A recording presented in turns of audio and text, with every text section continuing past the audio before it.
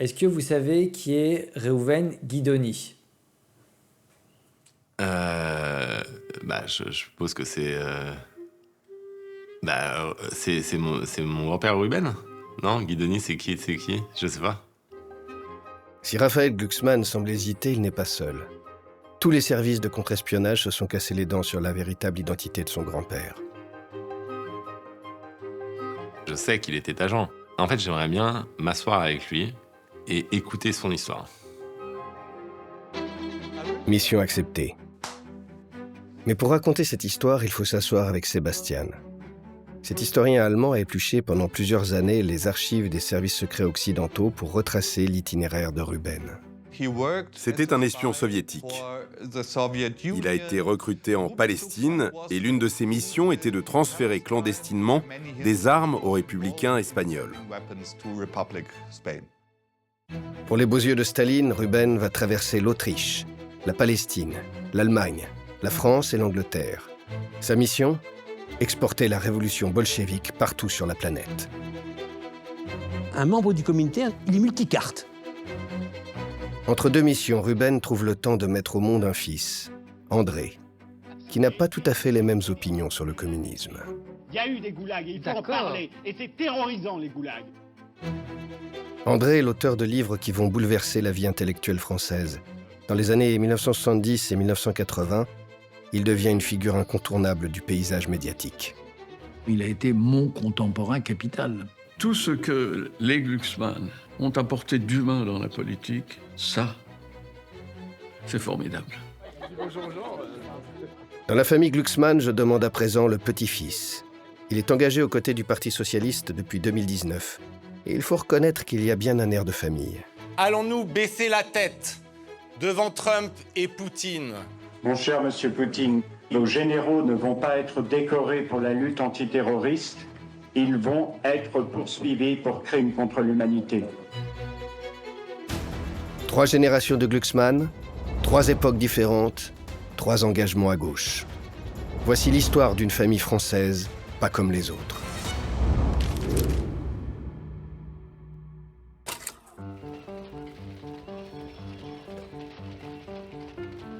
L'histoire débute dans une vieille monarchie d'Europe centrale, l'Empire austro-hongrois, dirigé par l'empereur François-Joseph depuis le milieu du XIXe siècle. Pour les Glucksmann, tout commence par un coup de chance. Le nom Glucksmann, littéralement, ça veut dire homme chanceux. Cela remonte au XIXe siècle, à l'époque où les Habsbourg ont imposé aux Juifs de porter des noms de famille. C'est l'administration qui choisissait, et la plupart du temps, cela se faisait par rapport à la profession que les Juifs exerçaient. Parfois, certains avaient plus de chance que d'autres. Et on était tombé sur un fonctionnaire sympa qui nous avait donné un nom plutôt heureux. Heureux, comme un juif dans l'Empire austro-hongrois. Avant 1914, la communauté juive compte 2 millions d'âmes. Ruben vient de Bukovine, une contrée orientale rattachée à l'Empire au XVIIIe siècle. Ici, les communautés juives côtoient des Allemands, des Polonais, des Moldaves. Tous essayent de prendre en route le train de la deuxième révolution industrielle. Ruben Glucksmann est né en 1889 à Tchernowitz, dans une famille juive très pauvre. Tchernowitz, qui est aujourd'hui une ville ukrainienne, faisait alors partie de l'Empire des Habsbourg. Au début du XXe siècle, les Juifs sont environ 10 millions dans le monde, dont plus de 80% en Europe. Ruben Glucksmann a grandi dans un environnement profondément juif. Tchernowitz était une ville multiculturelle, on y parlait plusieurs langues, c'était aussi un centre talmudique majeur dans lequel se trouvait une importante communauté juive. L'Empire austro-hongrois de la Belle Époque. Ce monde dans lequel Ruben grandit a été immortalisé dans un livre par l'écrivain Stefan Zweig, lui-même originaire d'une famille juive. C'était un petit havre de paix. Riches et pauvres, tchèques et allemands, juifs et chrétiens vivaient en paix, en dépit de quelques taquineries occasionnelles, et même les mouvements politiques et sociaux ne déchaînaient pas ces haines atroces que nos contemporains ont maintenant dans le sang, comme un legs empoisonné de la Première Guerre mondiale.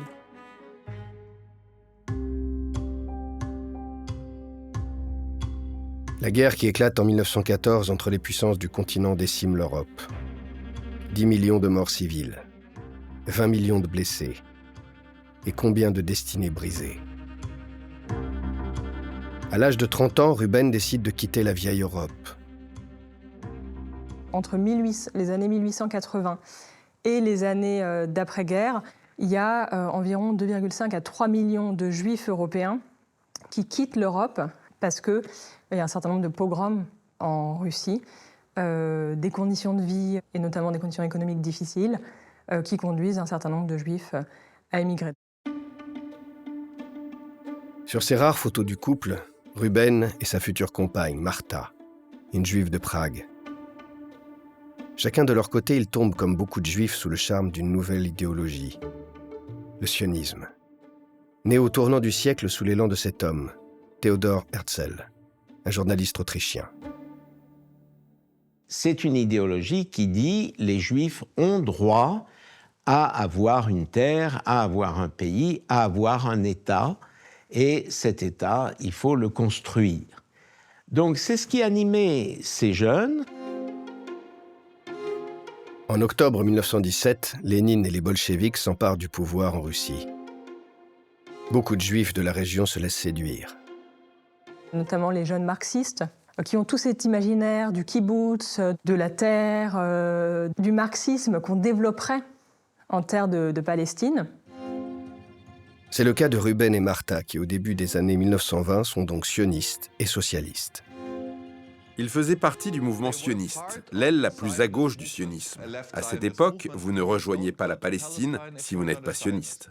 On dirait aujourd'hui que c'était une immigration de gauche. Sur ces photos, des jeunes sionistes de gauche.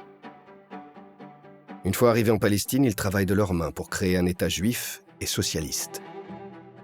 Marta rejoint quant à elle un kibbutz, cette expérimentation sociale inédite qui voit le jour sur les bords du lac de Tibériade.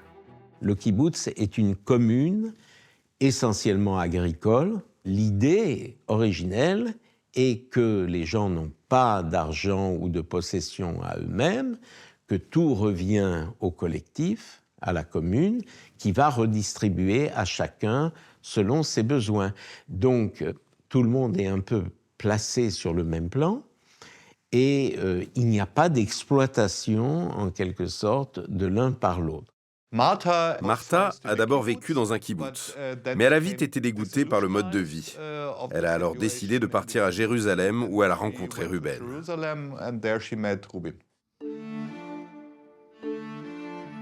Jérusalem 1923. Peut-être l'année du mariage entre Ruben et Marta. L'album de famille ne le précise pas. Une chose est sûre, en Palestine, tout n'est pas rose. La faim, les maladies, le chômage. Beaucoup de jeunes juifs quittent le pays quelques mois après leur arrivée. Ruben et Marta, eux, se détournent du sionisme. Marta et Ruben sont tous les deux devenus membres du Parti communiste en Palestine. Un petit groupe de pionniers convaincus qu'il faut aller avec Lénine, qu'il faut suivre la direction de la révolution bolchevique, ont fait scission donc, du mouvement sioniste et se sont constitués en Parti communiste de Palestine selon les instructions de Lénine. Ce sont des gens qui sont venus comme sionistes et qui, sous l'effet de la révolution bolchevique, sont devenus farouchement antisionistes. Dans la Palestine des années 20, contrôlée par l'Empire britannique, le nombre de militants communistes se compte en dizaines. Mais celui qui intéresse de près les bolcheviks, c'est Ruben. Si vous venez de Tchernovitz, comme Ruben Glucksmann, vous maîtrisez au moins 3 langues. Vous parlez ukrainien, roumain, allemand et probablement yiddish. C'est sûr que parler autant de langues, ça aide pour devenir espion. Désormais communiste fervent, Ruben est recruté par le Comintern. Le Comintern, c'est une organisation qui était au-dessus normalement des partis communistes, qui les rassemblait bien sûr, mais qui était au-dessus des partis communistes et qui devait aller justement avec des agents, des Comintern, aller porter la révolution en Moyen-Orient, en Europe. C'était en vérité une armée secrète, si on peut dire, grosso modo, du communisme. Ruben devient un bon petit soldat de cette armée secrète dirigée depuis Moscou. Au début des années 30, il est envoyé à Hambourg, en Allemagne. Hambourg, c'est pas n'importe quoi. Il y avait dans la pensée bolchevique que l'Allemagne était la terre centrale de l'Europe et que si l'Allemagne basculait dans le communisme, toute l'Europe allait basculer dans le communisme. C'est dans cette Allemagne des années 30 que Ruben devient un agent actif du Comintern. Il se lance dans le trafic d'armes à destination des républicains espagnols. Un membre du Comintern, il est multicarte. Voilà, on pourrait dire, il est multicarte, il est un agent politique, militaire, de renseignement au service du système soviétique. Un agent qui opère dans l'Allemagne d'Adolf Hitler, porté au pouvoir en 1933. Malgré la Gestapo qui s'intéresse à ses activités, Ruben poursuit sa mission. Je n'ai pas eu le journal intime de Ruben, qui raconte son quotidien d'espion. Mais ce qu'on sait, c'est qu'il a d'abord travaillé pour une société de sécurité. À l'époque, un vaste réseau de fausses entreprises en lien avec l'Union soviétique opérait dans toute l'Europe.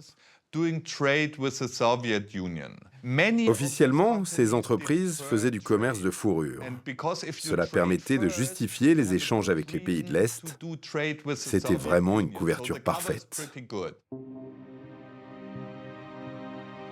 Une couverture qu'il utilisera ensuite depuis la France, où la famille déménage au milieu des années 30. Puis en Angleterre, où Ruben s'installe seul, à Londres. L'Angleterre était perçue comme le principal ennemi de l'Union soviétique. Sa politique était résolument anticommuniste. Pour les soviétiques, Londres était alors le centre névralgique de l'Europe. Avec la Deuxième Guerre mondiale, le Royaume-Uni va se trouver en première ligne face à l'agression nazie. De nationalité autrichienne, Ruben éveille la suspicion des autorités britanniques. Ils se sont mis à traquer Ruben. Ils ont rapidement été convaincus qu'il était un espion. Ils ont intercepté ses appels et fouillé son courrier. La police britannique a épluché ses lettres et a conclu que l'entreprise pour laquelle il travaillait n'était qu'une couverture pour ses activités d'espionnage. Démasqué, Ruben est finalement arrêté le 17 mai 1940, en plein cœur de Londres, par 2 agents du MI5, le contre-espionnage britannique. Il est immédiatement emmené au poste et interrogé.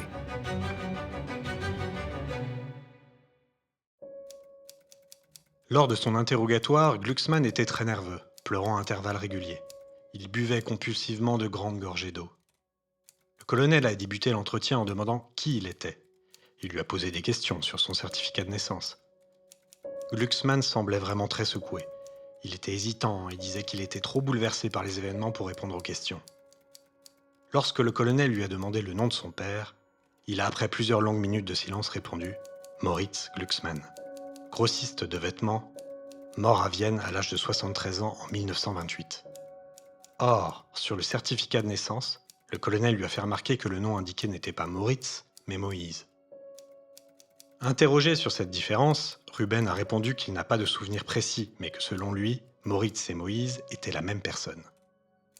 Il a ajouté qu'il était juif, et que pour cette raison précise, il ne pouvait pas se souvenir de la date de naissance de son père, car le calendrier hébraïque était différent du nôtre. Interrogé ensuite sur la date de naissance hébraïque de son père, Glucksmann a répondu qu'il ne s'en souvenait pas non plus. Remarque du colonel, Glucksmann n'a aucune caractéristique du juif.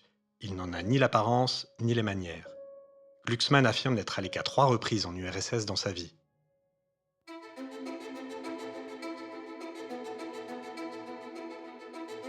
Ruben n'avouera jamais. Expulsé du pays sur ce bateau, il est déporté vers le Canada. Mais il n'arrivera jamais à sa destination. Il était à bord du navire, mais le bateau a été bombardé par une torpille allemande à proximité de la côte irlandaise. Et le navire a coulé au fond de la mer.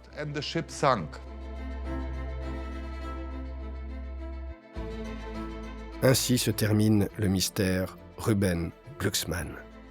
Ou devrais-je dire Reuven Guidoni.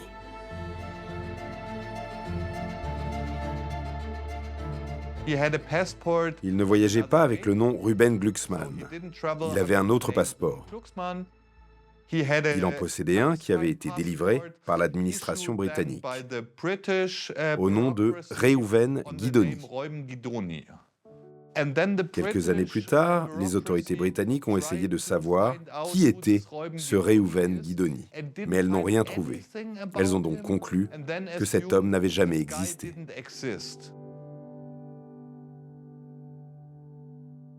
Sébastien aurait encore beaucoup de choses à raconter sur Ruben. Mais moi, j'ai voulu savoir ce que les autres Glucksmann savaient de cette histoire. Est-ce que vous savez qui est Reuven Guidoni? C'est mon grand-père Ruben. Non, Guidoni, c'est qui? Je sais pas. Alors, en fait, je dois préciser un truc, c'est que moi, dans ma famille, en fait, il n'y a jamais eu de grande discussion familiale sur nos origines, d'où on venait. Alors peut-être que c'est parce que mon père a été orphelin de père très vite. Effectivement, quand Ruben meurt, André, le père de Raphaël, à droite sur la photo, n'a que 3 ans. Il ne saura jamais ce que l'homme qui le tient dans les bras faisait réellement pour les soviétiques. Vous avez commencé dans la violence. Et le début de la conscience date de la rencontre avec la guerre. En 2006, sur le plateau de Public Sénat, il revenait avec émotion sur l'engagement de ses parents. Cette capacité d'aller au front, en quelque sorte, m'a beaucoup ému. Mon père est mort en 1940 et ma mère a continué. Ma mère a choisi de rester en France alors qu'elle aurait peut-être pu être évacuée en Russie au moment du pacte germano-soviétique. Elle a refusé. Oui, mais elle n'a pas choisi entre Staline et Hitler parce que alors le choix est impossible, mais elle a choisi de combattre là où elle avait les moyens de combattre. Un combat qu'elle mène dans la France occupée avec le petit André, 4 ans sur cette photo, et qui semble déjà en colère contre les injustices du monde. Plus tard, avec une poignée d'autres figures de sa génération, il sera de tous les engagements du siècle. Notre génération, on a un problème. On était contre le colonialisme. On était contre l'impérialisme. On était contre le mal pour le bien. OK? On a soutenu le FLN algérien. On a soutenu le Viet Cong. On a soutenu Castro. On a soutenu, après, Nicaragua. Tous ces mouvements de libération nationale ont terminé en totalitarisme. Tous ces mouvements. Tout ce pourquoi on s'est battu, ça s'est terminé en totalitarisme. Nous sommes la génération de la guerre d'Algérie. La guerre d'Algérie a focalisé, nous a pris chacun, à la fois par le cœur et par le bras. Et c'était nous. Je pense que nous sommes la dernière génération à tenter d'avoir une vision globale des choses et d'avoir cette hypersensibilité à la liberté et à son contraire, à l'oppression. C'est une génération qui a été guidée par une pensée simple qui est on a laissé crever des gens dans des chambres à gaz et dans des fours sans que le monde ne réagisse. Et qui ensuite s'est juré de ne pas laisser cela se reproduire. Empêcher que cela se reproduise. Après la guerre, le mouvement qui semble le mieux armé pour faire barrage au fascisme, c'est le communisme. Le Parti communiste français sort très puissant, très renforcé de la Seconde Guerre mondiale. Donc c'est un parti qui devient ce qu'on appelle le premier parti de France, qu'on appelle aussi le parti des fusillés. C'est un parti qui est auréolé de ses actions pendant la Seconde Guerre mondiale, parce que c'est un parti résistant. Un parti qu'André rejoint à l'âge de 13 ans. Comme son père, André devient donc communiste. Dans ma famille, en fait, il n'y a pas de truc de d'insurrection contre le père, d'Oedipe ou de je sais pas quoi. C'est un chemin, c'est un fil. Et mon père commence sa vie là où son père la termine. À croire que le communisme se transmet par le sang. Il faut attendre 1956 pour que l'histoire d'amour se termine entre les Glucksmann et le bolchevisme. L'année 56 est incontestablement une année charnière, si je puis dire, dans l'histoire du communisme. Au mois de février, Nikita Khrouchtchev, chef du Parti communiste soviétique, prononce un discours choc connu sous le nom de rapport Khrouchtchev. Il y a d'abord le 20e congrès du Parti communiste du RSS, qui est un congrès particulier parce qu'il y a la reconnaissance, lors de ce congrès, à huis clos toutefois, des crimes staliniens et notamment des crimes antisémites. Quelques mois plus tard, à Budapest, l'armée rouge écrase dans le sang un soulèvement populaire contre le régime soviétique. C'en est trop. André claque la porte du parti.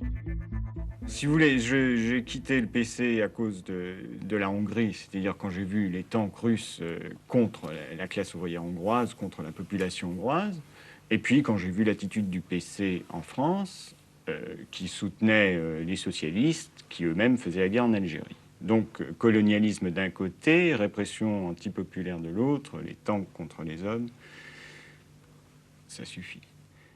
Mon père, quand il parle du marxisme fanatique, il parle de lui, de comment est-ce qu'on a pu, toute une génération, basculer dans ça, même pour un laps de temps très court et même à très longue distance.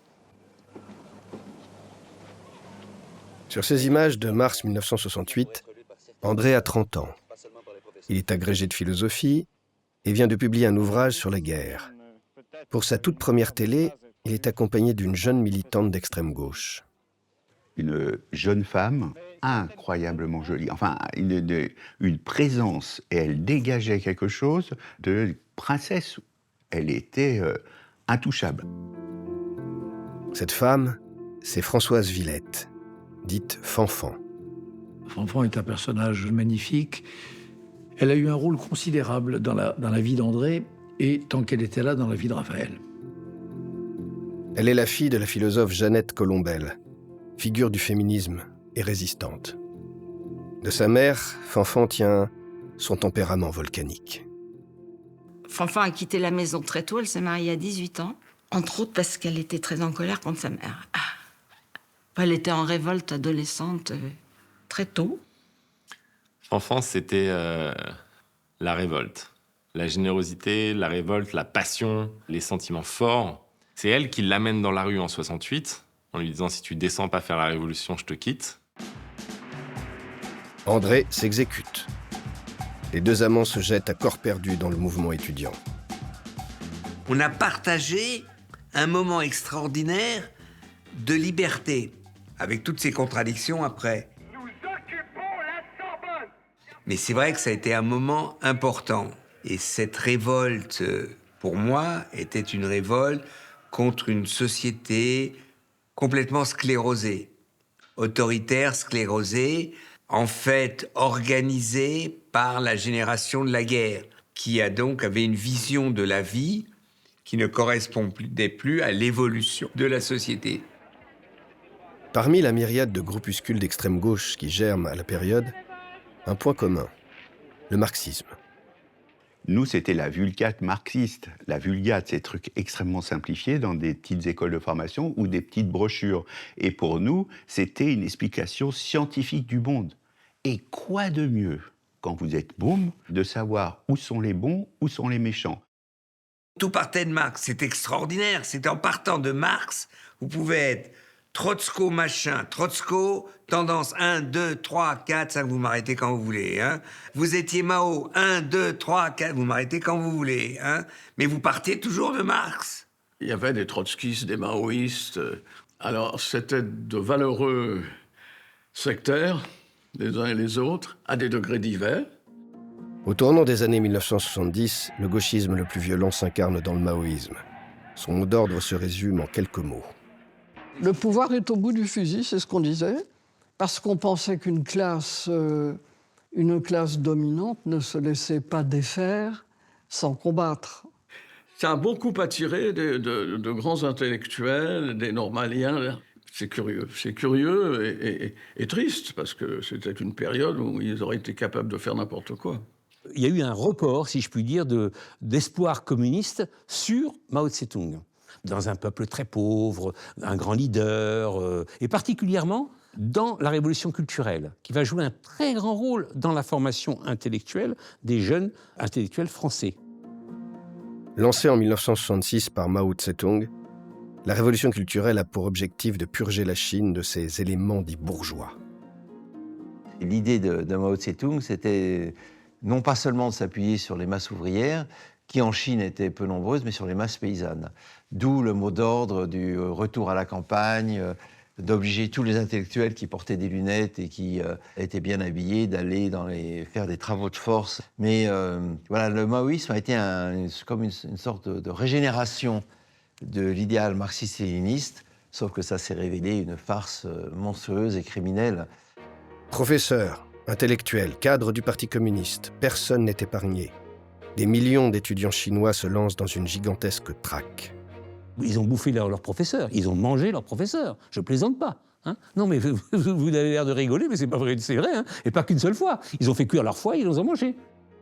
Bilan de la révolution culturelle, environ 2 millions de morts. À Paris, André et Fanfan deviennent chinois eux aussi. C'était la volonté spontanée de poursuivre les événements de mai 68. Mais ça m'a fait une expérience, profonde. C'est-à-dire que j'ai vu comment se constituaient les groupuscules nihilistes. L'idée qu'au fond, c'est le meurtre commis en commun qui soude une organisation radicale, c'est une idée qu'en France, on a frôlée, mais qu'on a évitée quand même. Il y a un moment où c'est pas loin de faire une action exemplaire contre un patron. C'est les dérives absolues qu'il va y avoir en Italie. C'est-à-dire, si vous détenez la vérité et que les cadences ne vont pas, eh ben on jambise, c'est-à-dire on tire directement dans la rotule d'un contremaître. Quand même, quelle folie, à un moment donné, nous a animés. Comment le gauchiste André, sur le point de prendre les armes contre les capitalistes, se retrouvera 40 ans plus tard aux côtés du candidat Nicolas Sarkozy. Que s'est-il passé entre-temps ? Je crois qu'en fait, ce qui les guidait, c'était l'idée de faire la révolution. Il faut faire la révolution. L'épisode Mao, c'était une ruse de la raison.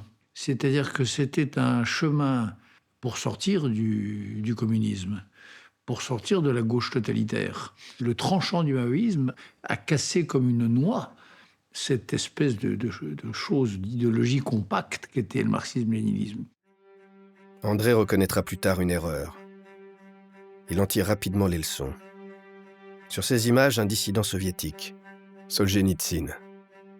En 1973, il publie L'Archipel du Goulag. Sur 1000 pages, il décrit l'ampleur du système répressif des camps soviétiques. Pour André, c'est une révélation. Il signe quelques mois plus tard son livre le plus célèbre, La cuisinière et le mangeur d'hommes. J'ai tout de suite acheté, j'ai lu, et là, ça a été une révélation. La cuisinière et le mangeur d'hommes a mis le doigt sur les atrocités du régime soviétique. Pour la première fois, on ne disait pas « le marxisme est détestable parce qu'il encourage les humains à se révolter », mais le marxisme est détestable parce qu'il encourage les humains à se soumettre. André a été le premier à dire ce que le marxisme-léninisme a de haïssable, c'est que c'est une pensée de servitude, pas une pensée de révolution. Cette fois, la rupture est nette et définitive avec la gauche communiste. Elle recevra sa consécration nationale quelques années plus tard dans une émission télé à succès. Le 27 mai 1977, ce qu'on appelle les nouveaux philosophes sont invités chez Bernard Pivot. C'est un soir de mai, il fait doux. En principe, personne n'est devant son poste de télévision. Les gens ont mieux à faire, ils se promènent. On arrive là, il me semble, l'un comme l'autre, sans avoir la moindre idée des enjeux éditoriaux, ça va de soi, mais même idéologique de cette émission. On est là, voilà, parce qu'on vient de publier chacun un livre, lui les maîtres penseurs, moi la barbe et les humains, et que l'émission de Bernard Pivot, c'est l'endroit où il faut être pour vendre des livres. Donc on y va vraiment les mains dans les poches. Une fois sur le plateau de Pivot, ils sont accueillis chaleureusement. Une philosophie qui est nulle et dérisoire. Comprendre que la nouvelle philosophie procède par amalgame, dénaturation de textes, triturage dans tous les sens, coup de force, mépris du public, mépris de tout le monde. Alors moi je ferai un petit éloge de la compétence, excusez-moi, mais à ce niveau-là on ne dit pas n'importe quoi sur l'histoire, on ne dit pas n'importe quoi sur la philosophie. André encaisse les coups avant d'exploser. Il y a eu des goulags et il faut en parler. Et c'est terrorisant les goulags. Absolument. Et les goulags, ils sont venus d'Occident, ils sont venus d'Europe. Mais il n'y a rien de ça chez les nouveaux philosophes. Alors, mais ça m'intéresse pas, moi, ce qu'il y a dans les nouveaux philosophes. C'est du parisianisme et c'est chacun ce qu'il en dira. Alors, il faut savoir, il se trouve que tout à coup, en France, à l'heure actuelle, tout le monde se retrouve marxiste. Hein. Ça pose un sacré problème. Toutes les élites politiques de gauche se retrouvent marxistes. Toutes les élites politiques de gauche refusent qu'on parle de la Russie, refusent qu'on parle des goulags qui se trouvent en Chine ou n'importe au Cambodge. Ils le refusent. Et là, il y a un mur. Mais là, vous utilisez le mot goulag de façon magique pour... Mais ce n'est pas de la magie, le Cambodge, c'est 1 million de morts. Moi quand les Américains envoyaient du napalm sur le Cambodge, j'ai gueulé, j'ai manifesté dans la rue. Hein. Et vous croyez que maintenant, les cadavres des Cambodgiens, quand ils sont tués à coups de mitraillette au lieu d'être tués à coups de napalm, c'est pas terrifiant, c'est pas terrorisant, et on n'en parle pas. Absolument d'accord. Il faut comprendre ce que c'était que la gauche française avant. C'était saturé de pensée communiste. C'était vraiment dominé par le refus de voir ce qui se passait à l'est du mur. L'émission est diffusée vendredi soir. Le lundi, les livres des deux philosophes sont introuvables, en rupture de stock dans plusieurs librairies parisiennes. Je crois vraiment que quand nous sortons de cette émission, que ce soit André ou moi, nous n'avons aucune espèce d'idée que quelque chose s'est produit. Malgré les critiques, la nouvelle philosophie devient vite un phénomène d'édition. Ils ont eu une manière d'intervenir dans la société qui était nouvelle.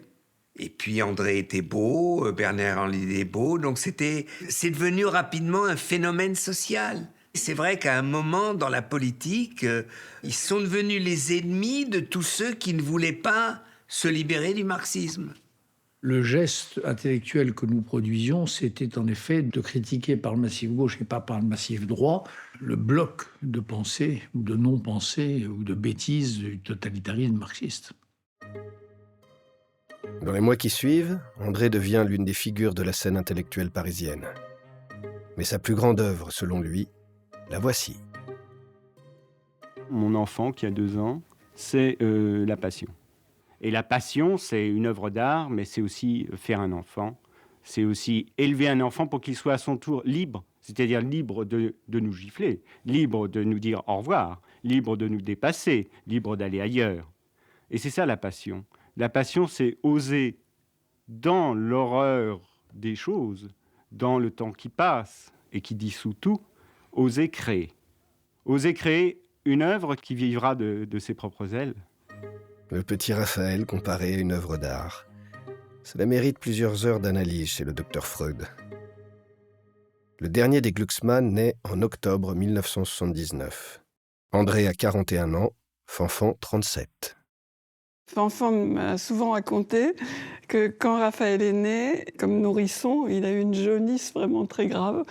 Et il est donc resté à l'hôpital, je crois, une quinzaine de jours. Et après ces 15 jours, les infirmières ont eu beaucoup de mal à le lâcher. Et elles ont dit à Fanfan, surtout n'y touchez pas, il est parfait. Elle a découvert la passion avec Raphaël.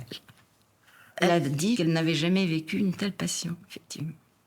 Donc elle a passé sa vie, non pas à le protéger en le couvant, mais à le protéger des mauvaises influences et surtout de l'autorité. La parentalité ne détourne pas les Glucksmann d'un militantisme qui se fait toujours à deux. André et Fanfan, ils étaient très fusionnels et c'était 2 personnalités d'une force égale. Fanfan était hyper discrète, elle ne voulait pas être dans les photos, elle ne voulait pas être sur le devant de la scène.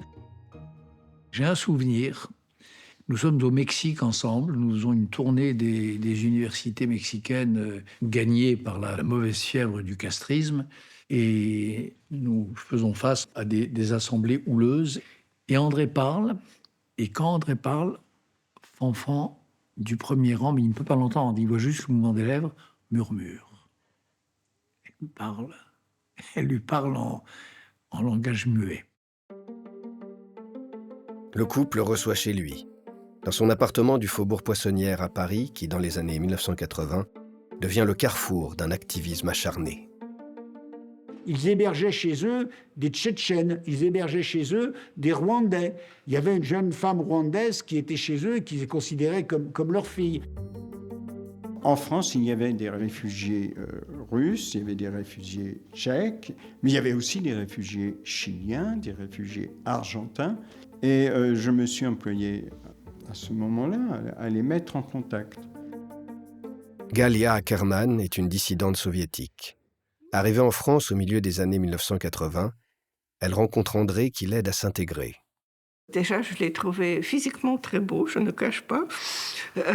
Et on a très vite établi des relations de confiance parce que c'était quelqu'un qui était très curieux.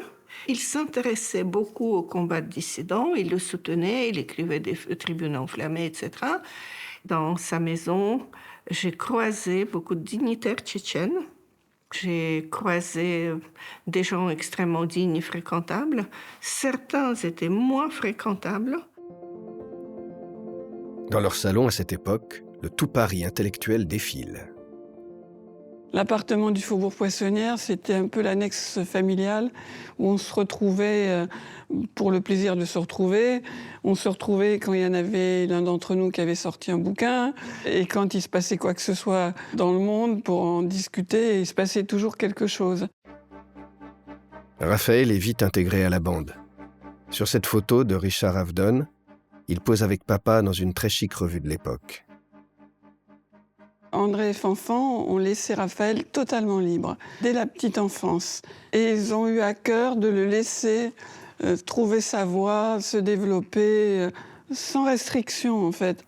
J'ai appelé mes parents papa et maman à leur mort. Mais dans la conversation de la vie, j'appelais mon père Gus, d'abord parce que j'arrivais pas à dire Glucksmann quand j'étais petit, mon Gus, Gugus, et ensuite Glux, et ma mère Fanfan. Et donc, c'était une relation filiale, avec le respect qu'on doit aux figures de la mère et du père, mais c'était aussi une relation d'amitié. Le jeune Glucksmann est bon élève. Après une cagne au lycée Henri IV et un passage par Sciences Po, il traverse la Méditerranée. Direction Alger pour un stage au Soir d'Algérie. Il s'intéresse ensuite au Rwanda, où il réalise un documentaire sur le génocide. Zapper le génocide des Tutsis au Rwanda, ce serait en fait condamner ce continent à la répétition du même. Et c'est pour ça que, à mon avis, même si c'est court, c'est maintenant que ça doit être fait, sinon ce sera trop tard. Progressivement, ses combats rejoignent ceux d'André et de Fanfan. Après 89, après la dissolution du mur, la reconstitution Helsinki, Poutine et la Tchétchénie va être le déclencheur de notre rapprochement, d'une activité politique intense. Quand il y avait des dîners qui étaient organisés toujours autour de figures qui avaient quelque chose à dire, des dissidents, des opposants, des persécutés, des dirigeants étrangers, il y avait une règle qui était de se taire, en fait. Et je me souviens de voir mon père passer des dîners entiers à simplement écouter une féministe algérienne, un dissident tchèque, un poète russe. Il se taisait et il posait des questions. À table, il y a Raphaël, il y a les copains de Raphaël, il y a... On fait pas plus gaffe que ça, mais ils sont là. Et ils assistent au dîner à toutes ces discussions et toutes les polémiques pour qualifier exactement quel était le pouvoir qui était en train de naître autour de faut poursuivre les Tchétchènes jusque dans les chiottes. Poursuivre les Tchétchènes jusque dans les chiottes. Le poète à l'origine de ce qui n'est pas qu'une métaphore, le voici. Vladimir Poutine. Je vous le disais en titre, la Russie a un nouveau Premier ministre depuis ce matin, le chef des services secrets Vladimir Poutine. À cette époque, la Russie est en proie à de mystérieux attentats. En riposte, les chars de Poutine foncent sur la Tchétchénie. Là où je crois qu'André a eu raison, avant tout le monde et contre l'opinion dominante, c'est qu'il a été anti-Poutine dès le départ. Il a senti très vite que Poutine était un restaurateur et entre guillemets un révolutionnaire. Voici les premières images des réfugiés fuyant Grozny. André écoute et va sur le terrain. Il se rend en Tchétchénie à plusieurs reprises pour alerter sur la sale guerre que mène Poutine contre la petite république du Caucase. Quand j'étais petit, je tombais malade dès qu'il partait. Mais je me souviens, une fois, il a disparu parce qu'il avait été en Tchétchénie de manière clandestine. Il passe la frontière par le Daghestan en cisaillant les barbelés. Et ensuite, on n'a plus de nouvelles pendant 1 mois. Mais zéro, c'est-à-dire pas un coup de fil, pas une info, rien. Il y allait pour témoigner, pour voir les combattants tchétchènes dans les montagnes, pour dénoncer la guerre de Poutine. À la fin de l'année 1999, André est invité avec Bernard-Henri Lévy à Moscou pour une table ronde sur la question tchétchène. Galia est aussi du voyage. Nous arrivons à Moscou la veille de cette table ronde dans la soirée. Et puis, le lendemain matin, on se retrouve et André me dit, mais comme ça, discrètement, comme ça. Il me dit, Galia, j'ai une surprise, il ne faut surtout pas que quelqu'un soit au courant. Quand j'obtiendrai la parole, je me leverai tout de suite et toi, tu dois te lever et ensuite tu traduis exactement ce que je dis. Autour de la table, le général Manilov, ici à droite. Il est le chef d'une armée russe en pleine guerre en Tchétchénie.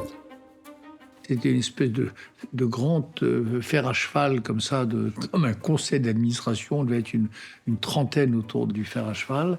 Et puis il y avait des paroles de vérité, et puis il y avait des paroles de plomb, des paroles de bureaucrates épais. Et donc, André, il a tendu la main à plusieurs reprises, et finalement, il a eu la parole. Mon cher Monsieur Poutine, quand j'ai lu cet ultimatum, je me suis dit, vos généraux ne vont pas être décorés pour la lutte antiterroriste, ils vont être poursuivis pour crimes contre l'humanité. Le crime contre l'humanité, c'est la préméditation et l'indiscrimination dans les moyens employés.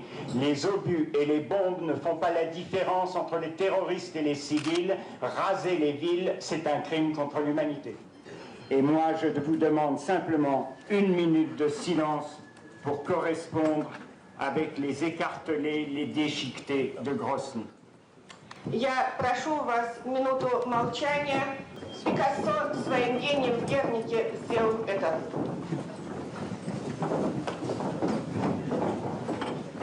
On n'est pas resté jusqu'au bout, mais on est resté assez pour entendre ce même général Manilov s'indigner en disant qu'il se sent violé parce qu'on l'a obligé de se lever pour une cause qu'il ne partage absolument pas. Nous sommes levés, nous avons donné le signal de la débandade et nous sommes partis. La guerre en Tchétchénie, Raphaël envisage un moment d'en faire un documentaire. Il jette finalement son dévolu sur une autre république du Caucase et débarque en août 2008 à Tbilissi, la capitale géorgienne. Pourquoi vous vivez en Géorgie ? Parce que j'adore ce pays et que pendant la guerre, j'étais en Géorgie et j'ai décidé de rester pour développer des projets qui permettraient d'arrimer la Géorgie un peu plus à l'Europe. Je vais créer un centre... Une expérience qui lui vaut encore aujourd'hui des critiques. Vous avez travaillé pour le compte d'intérêts étrangers, pas moi, et pour un président géorgien qui est aujourd'hui en prison. Ça vous gêne que je rappelle cela ? Non, j'aurais été bien fait. Alors. Quelques années plus tôt, au printemps 2003, les Géorgiens descendent en masse dans les rues. Ils réclament des réformes et un ancrage du pays à l'ouest. Mikhail Saakashvili, sur cette image, arrive au pouvoir à l'occasion d'une révolution pacifique. Ce qui se passe en Géorgie, c'est magnifique à l'époque. C'est vraiment un printemps vivant, un printemps en acte, un peuple qui se soulève, un peuple qui demande la démocratie, un peuple qui demande la transparence, un peuple qui demande l'état de droit, un peuple qui demande la pleine citoyenneté des femmes. Sur ces images de 2009, le président Mikhail Saakashvili est l'un de ses jeunes conseillers. Raphaël a 30 ans. Il est chargé de coordonner la politique d'intégration du pays à l'Union européenne et de faire avancer les dossiers d'armement. C'est au moment où les chars russes arrivent à 50 ou 60 km de Tbilissi. C'est Raphaël Glucksmann que je rencontre à Tbilissi, que je connais depuis son enfance. J'écris un reportage pour Le Monde à l'époque. Et il m'accompagne partout. On passe quelques jours à couvrir cette guerre. Et là, je vois un Raphaël magnifique. Dans mon esprit, j'ai peut-être tort de le dire ainsi, mais vraiment marchant au sens le plus noble du terme sur les traces de son père. Sur les traces d'un père qui meurt en 2015 à l'âge de 78 ans. C'est une immense tristesse. Ça a été un immense manque, mais d'abord une immense chance d'avoir été son fils, d'avoir pu discuter, cheminer, échanger avec lui. Je dirais qu'il y a une erreur, qui est l'Irak. La guerre en Irak. Elle est lancée en 2003 par les États-Unis de George W. Bush. Objectif, renverser Saddam Hussein et son régime accusé de détenir des armes de destruction massive.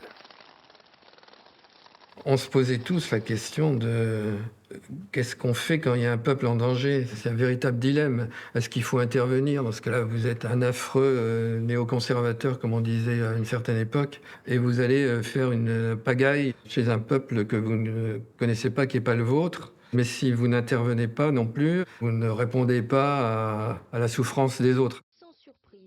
La réponse de la France de Jacques Chirac, la voici. Hors de question de participer à la guerre. Dans ce temple des Nations Unies, nous sommes les gardiens d'un idéal.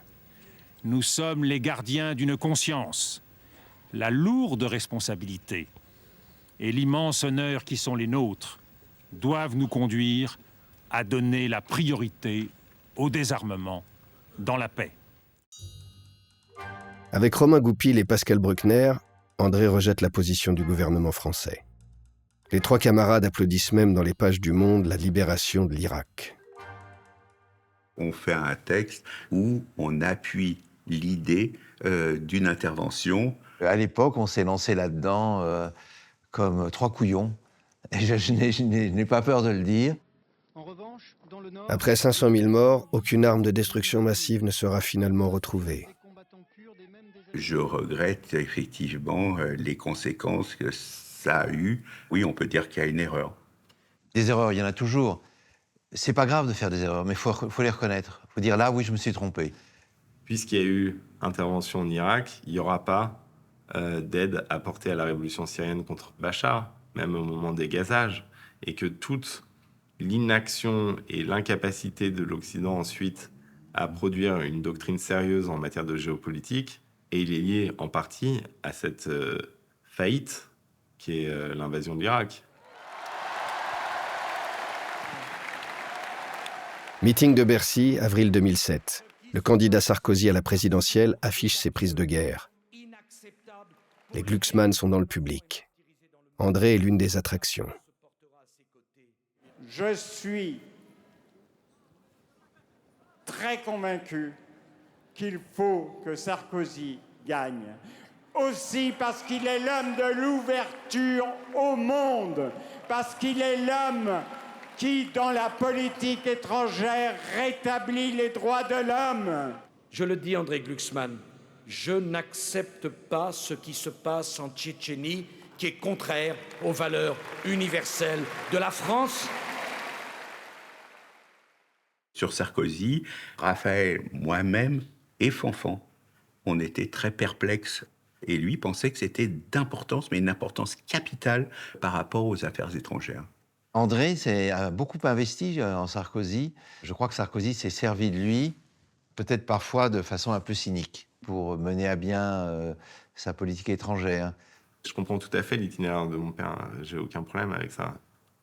Sarkozy a réussi à lui faire croire qu'il allait vraiment se battre pour les Tchétchènes, pour les Géorgiens, pour les Ukrainiens, pour l'Europe contre Poutine.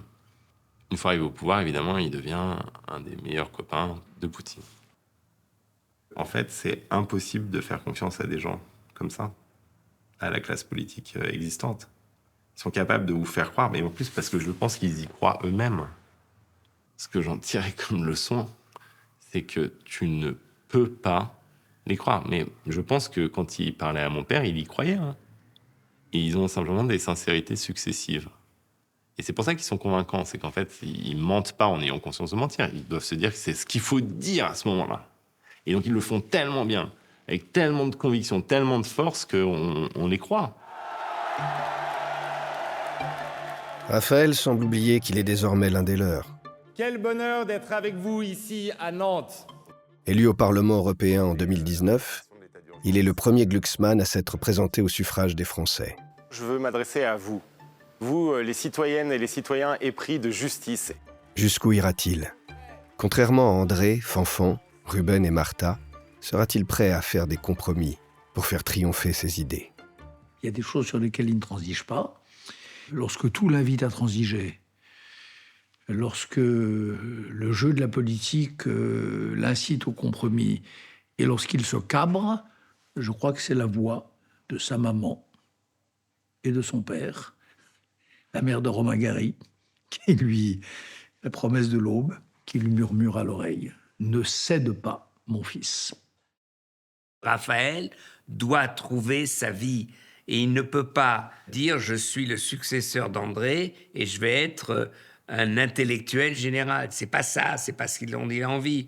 J'ai pas à lui donner des conseils. Je crois qu'en 27, il a aucune chance. Je ne comprends pas qu'il veuille être président de la République, parce que pour moi, c'est l'horreur absolue. Mais s'il a envie, vas-y. Let's go, let's go.